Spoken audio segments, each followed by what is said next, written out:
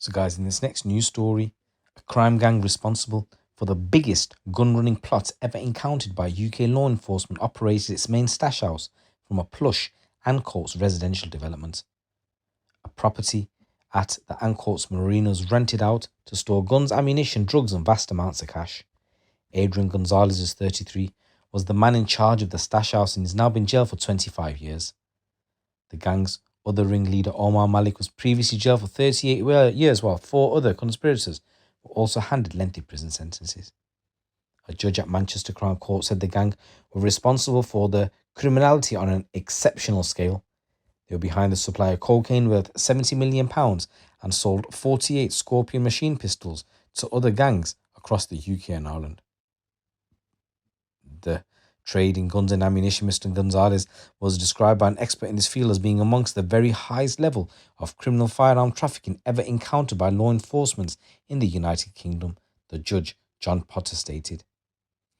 He said that Gonzalez was labelled as a determined and professional criminal. He said, "You proved willing to be active in a trade which on any view causes misery to many within our communities. You knew and appreciated this harm arising from your actions. You were inspired by nothing more than greed and selfishness, in my judgment, to sacrifice the welfare of countless others with a view to make yourself very, very rich indeed." Prosecutors said that the gang peddled drugs across the country through an established network of contacts. The gang dealt in cocaine, and it was high purity and import quality, revealing that those at the top had close links to the original source over in South America. Records kept by the gang revealed that they had supplied about 739 kilos of cocaine between January and May in 2020. So in 5 months, the huge quantity was said to be potentially worth around £70 million on the streets. The gang also traded in firearms, particularly terrifying automatic weapons. The evidence in this case is consistent with the intended use of these firearms in the furtherance of violent criminal disputes, the prosecutor stated. The gang acquired a number of Grand Power pistols for around £147,000 and then sold them on. They also had 48 Skorpion machine guns for the price of between £9,000 to £15,000, and the members of the gang used encrypted EncroChat phones, believing the devices would allow them to commit the crime with impunity. But European law enforcement penetrated the system and UK police were handed damning messages which implicated them. Gonzalez, who was known as Terry fucking Tibbs on EncroChat, took orders from Malik, who was responsible for the stash house. Prosecutor said it had been rented out specifically for the purpose of storing large quantities of drugs, firearms, ammunition and cash. When another gang member was arrested, he helped empty it and move items to another location where police seized 4 machine guns and more than 1,000 rounds of ammunition. Gonzalez was also responsible for brokering drug and gun deals with other criminals and acting as a courier. Prosecutors said the EncroChat messages revealed Gonzalez owned a Skorpion himself, which has never been recovered. He had no previous drug or firearm offences on his record, but was jailed in 2015 for money laundering after being found in possession of over £100,000 in cash. In his defence, Oliver Cook said that Gonzalez has since been diagnosed with a lifelong and life-reducing medical condition. He said the prognosis is not a happy one. He said Gonzalez is physically and mentally a different person than he was previously. So Gonzalez of Manchester pleaded guilty to conspiracy to possess firearm with intent to endanger life and conspiracy to supply cocaine, MDMA and amphetamines. Previously, Omar Malik, who's 33, from Manchester, was found guilty of conspiracy to possess firearm or ammunition with intent to endanger life, conspiracy to supply cocaine, conspiracy to supply MDMA and conspiracy to supply amphetamine. He was sentenced to 38 years in prison.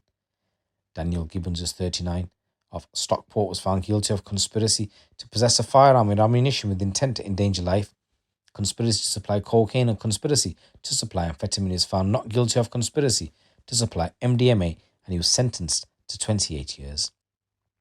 Daniel Waters from Stockport, he was again found guilty of conspiracy to possess firearms or ammunition with intent to endanger life and he was jailed for 26.5 years. You got Sean Hogan from Tameside.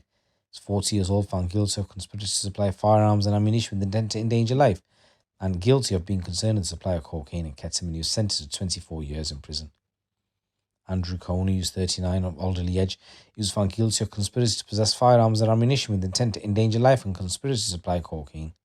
He was sentenced to 27 years in prison. And Connor Sandlin, who's 32 from Rochdale, pleaded guilty to conspiracy to possess firearm or ammunition with intent to endanger life, and he was sentenced to 30.5 years in jail. Guys, in this next news story, a man has been found guilty of the manslaughter of a 19-year-old Temur Qureshi. Jack Patterson, who is of Slough, pleaded guilty to 1 count of manslaughter at Reading Crown Court. A jury found Patterson not guilty of 1 count of murder, but guilty of 1 count of possession of a bladed article at the same court. He was remanded in custody and is due to be sentenced in May. Around 11 o'clock in the morning on September the 30th last year, officers attempted a road following a report that a young man had been stabbed. The man was later identified as Temur Qureshi from Slough. South Central Ambulance Service also attended and treated Temur, but he sadly died at the scene. I just want to say rest in peace, Temur, and my condolences go out to your family. A Home Office post-mortem examination found Temur died of a hemorrhage and a stab wound to the left lung. Senior Investigating Officer Detective Inspector Alice Broad said, "Firstly, I would like to extend my sympathies to the family of Temur Qureshi, who have been patient and dignified as this investigation and court process has progressed. No family should have to go through this pain." While Jack Patterson has been found not guilty of Temur's murder, the defendant previously admitted to killing the 19-year-old man, and the jury found him guilty of having a knife.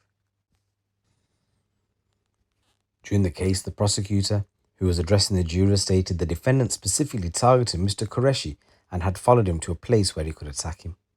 He said he got out a large hunting knife, chased him and deliberately stabbed him in the chest, an area which he knew would result in serious injury, if not death. She added that Mr. Qureshi was not armed when he was attacked, questioning the accused's defense that he killed the 19-year-old in self-defense. The prosecutor said the defendant attacked an unarmed man. He presented absolutely no threat to the defendant at any point. And jurors actually saw CCTV footage, and it showed Mr. Qureshi was holding his phone to his ear at the critical time, and he didn't seem to be paying attention of what was going on around him. The defendant started riding his scooter faster so that he could catch up with him.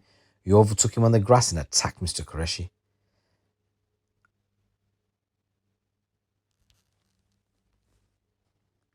So as I said, this kid's been done for manslaughter. Guys, in this next news story, a teenager was rumbled by police after they discovered shocking videos of him dancing around his house and posing with a gun. Ashiri Smith, who was aged 17 at the time, was rumbled by clips on his mobile phone after officers raided his house in Handsworth. In scenes that resemble a movie, the footage shows the balaclava-clad gunman skipping and dancing around while waving the firearm around. He was also seen posing for the camera in a grey tracksuit while moving side to side with a pistol. West Midlands Police said the force received intel that Smith may have been keeping firearms at his house in November 2023. Dramatic bodycam footage showed armed cops swooping at the address where they found the weapon, a Walther pistol loaded with 5 9mm bullets.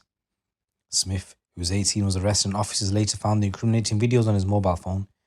He went on to admit possession of a firearm and ammunition and was jailed for 3 years at Birmingham Crown Court yesterday.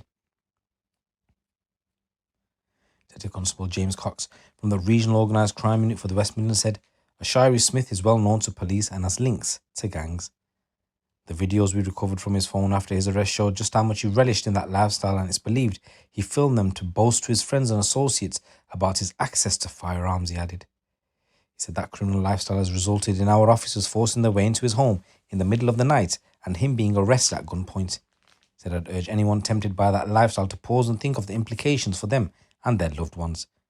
We are absolutely committed to tackling gun crime in the West Midlands, and those involved in it can expect arrest, conviction and jail." It's your boy GT. Keep it locked, keep it real.